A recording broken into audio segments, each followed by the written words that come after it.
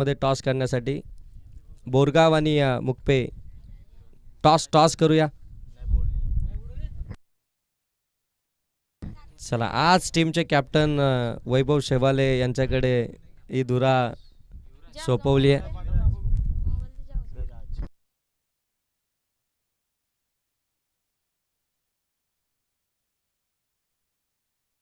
ओ फुल toss ball flick केलाय. Ball हवेमध्ये गेला, मिस टायमिंग राहिला, पकडली कॅच, आणखीन एक विकेट.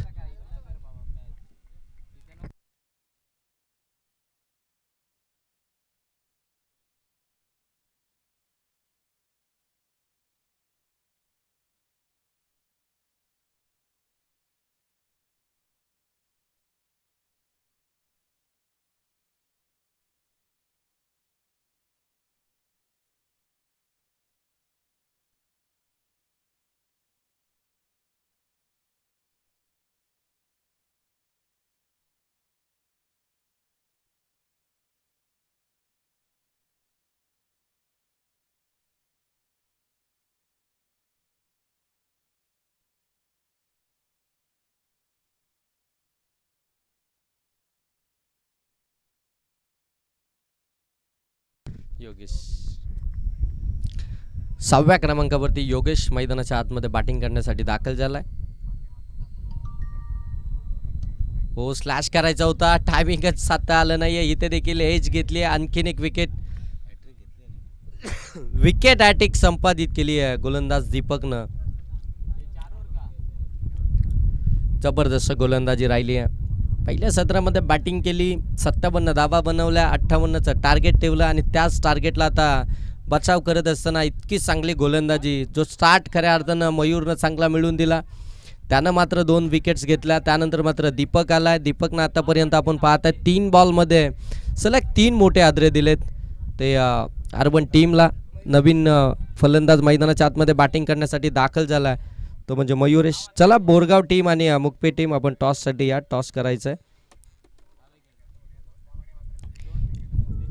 आशिष जाधव यांच्या शुभ हस्ते आपण नेक्स्ट मॅचचा या ठिकाणी टॉस करणार आहोत.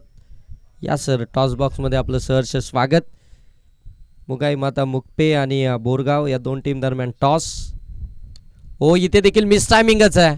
बॉल हवेमध्ये, स्वतः गोलंदाज बॉल खाली आलाय, पकडली कॅच. 4थ्या बॉलवरती 4था आदरा दिलाय. कमालीची गोलंदाजी मैदानाच्या आतमध्ये, काय जबरदस्त गोलंदाजी करते. वर्णाई माता वर्णे टीम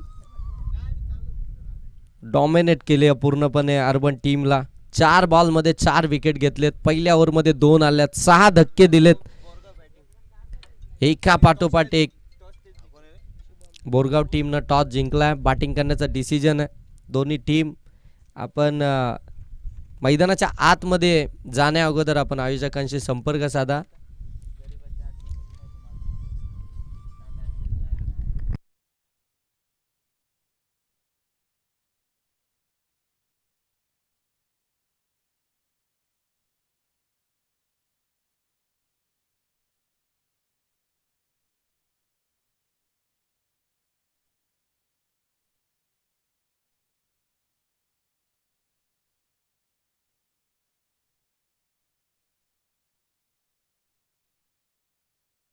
ऑन साईडला फटका तर चांगला केला, गॅपमध्ये ढकलला, डीपमधनं फिल्डर येतील.